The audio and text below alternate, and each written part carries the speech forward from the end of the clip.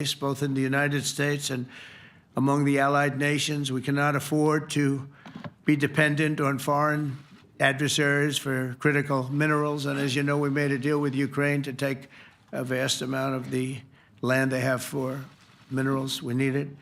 And once again, I want to thank all of the people in the Netherlands, incredible people. It's a great place. And all of the NATO allies for the tremendous summit that we just had. A letter just came in, and a statement came in from the Atomic Energy Commission of Israel. And I just wanted, this is an official letter, and they're very serious people, as you know. The devastating U.S. strike on Fordo destroyed the site's critical infrastructure and rendered the enrichment facility totally inoperable. It was devastated.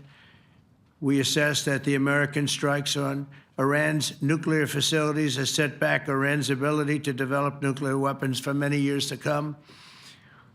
This achievement can continue indefinitely if Iran does not get access to nuclear material, which it won't. It's so sad that that whole thing had to go. But I just want to thank our pilots. You know, they were maligned and treated very bad, demeaned by fake news CNN, which is back there, believe it or not, wasting time, nobody's watching them, so they're just wasting a lot of time, wasting my time. And the New York Times, they put out a story that, well, maybe they were hit, but it wasn't bad. Well, it was so bad that they ended the war. It ended the war. Somebody said in a certain way, you know, that it was so devastating, actually. If you look at Hiroshima, if you look at Nagasaki, you know, that ended a war too. This ended a war in a different way, but it was so devastating. Also, they have, out of Dubai, just came that Iran's foreign ministry spokesman, this is Iran's foreign ministry, says its nuclear installations were very badly damaged by the American strike. So what bothered me about these reports with fake reports put out by the New York Times, failing, I call it the failing New York Times because it's doing terribly. Without me, it would be doing no business at all. But, and by fake news, CNN and MSDNC, all of these terrible people, you know, they have no credibility. You know, when I started, they were at 94% credibility, the media. Now it's at 16%. And I'm very proud of it because I've exposed it for what it is. But when I saw them starting to question the caliber of the attack, was it bad? Well, it was really bad. It was devastating. They were obliterated. In fact, you can't get into the tunnels. They just put that over. That just came out. They can't. There's nothing. There's no way you can even get down. The whole thing is collapsed in a disaster. And I think all of the nuclear stuff is down there because it's very hard to remove. And we did it very quickly. When they heard we were coming, it was, you know, you can't move it. Very hard, very dangerous, actually, to move to. And they also knew we were coming, so I don't think too many people want to be down there knowing we're coming with the bunker busters, as we call them. We're the only ones that have them. We have the best equipment, best nuclear equipment, and we have the best equipment in the world. And by the way, we can't forget our submarine, which was out there, submarines, actually, but submarine was out there. We shot 30 rockets into an area, every single one of them. I think it was almost 400 miles away, I think, Pete, right? 400? And long. It was in the ocean, long ways away. And we shot a total of 30. Every single one of them hit within 9 inches from where it was supposed to be. It took out a lot. Because we didn't do just Fordo, we did 2 others in addition, which hadn't been completely destroyed. So we hit them with a submarine from hundreds of miles away. Amazing, just amazing equipment. Greatest submarines in the world. Nobody's even close. They're 20 years behind us when it comes to submarine technology. So that's one, and the other was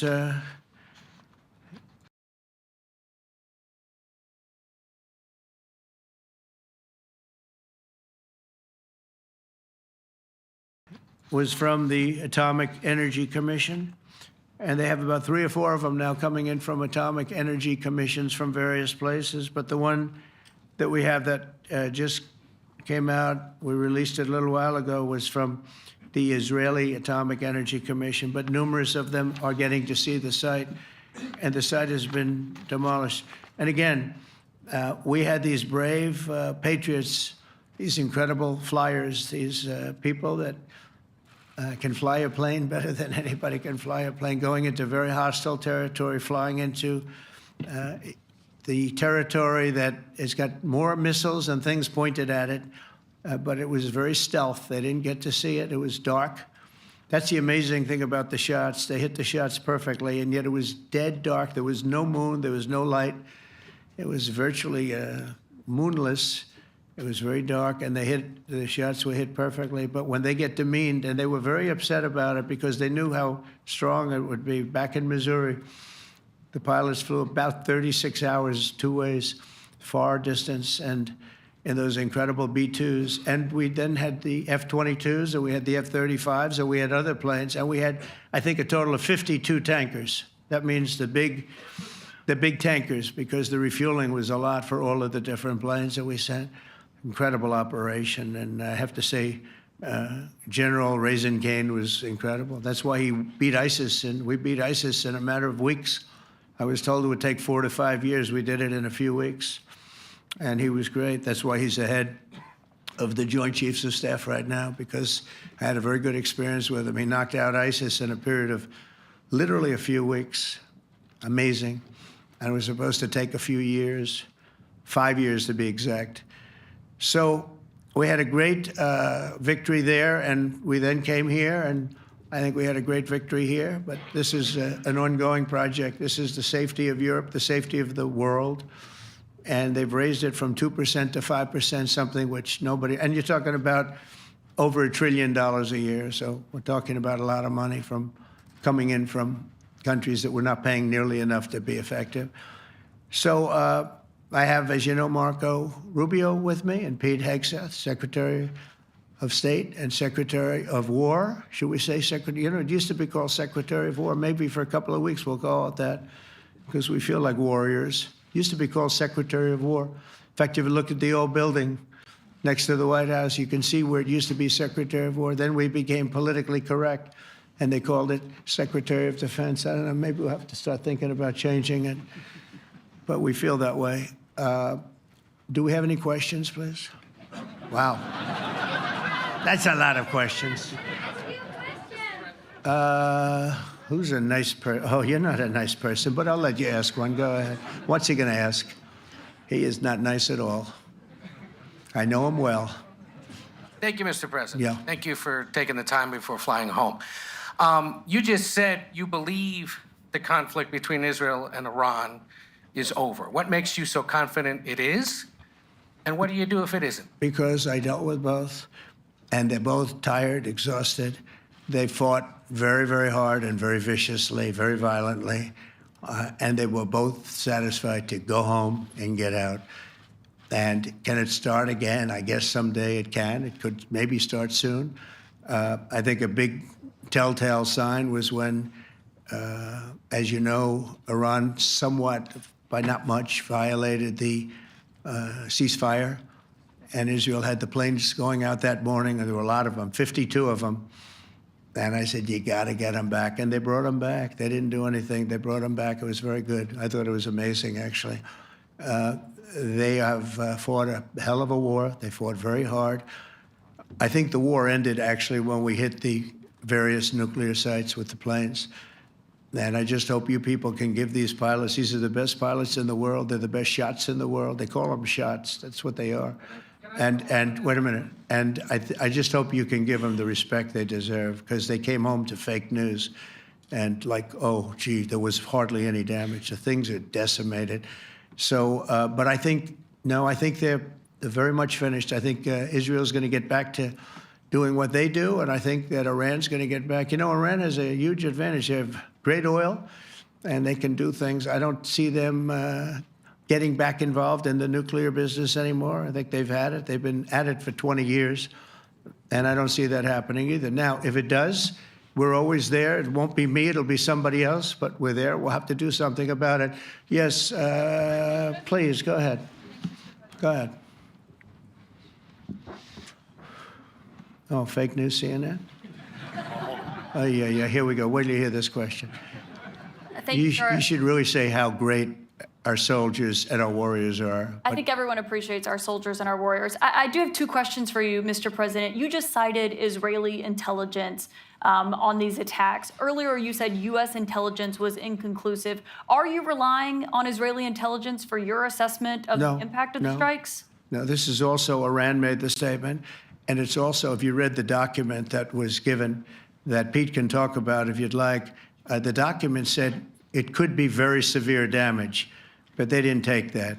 They said it could be limited or it could be very severe. They really didn't know, other than to say it could be limited or it could be very, very severe.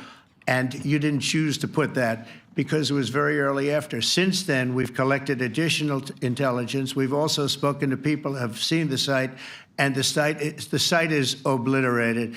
And we think everything nuclear is down there. They didn't take it out. Okay, question? Please, go ahead. Go ahead. Yeah, blue dress. Thank you so much, Mr. President. Yesterday, you said China can now continue to purchase oil from Iran. Yeah. Are you giving up on your maximum pressure campaign? Because With there's who? sanctions right now. With who? On Iran? No, look, they just had a war. The war was fought. They fought it bravely. I'm not giving up. They're in the oil business. I mean, I could stop it if I wanted. I could sell China the oil myself. I don't want to do that. They're going to need money to put that country back into shape. We want to see that happen. Would it? No, if they're going to sell oil, they're going to sell oil. We're not taking over the oil. We could have, you know. I used to say with Iraq, keep the oil. I could say it here, too. We could have kept the oil. No, China is going to want to buy oil. They can buy it from us. They can buy it from other people. But you're going to have to put that country back into shape. It desperately needs money. Yeah. Yeah, please.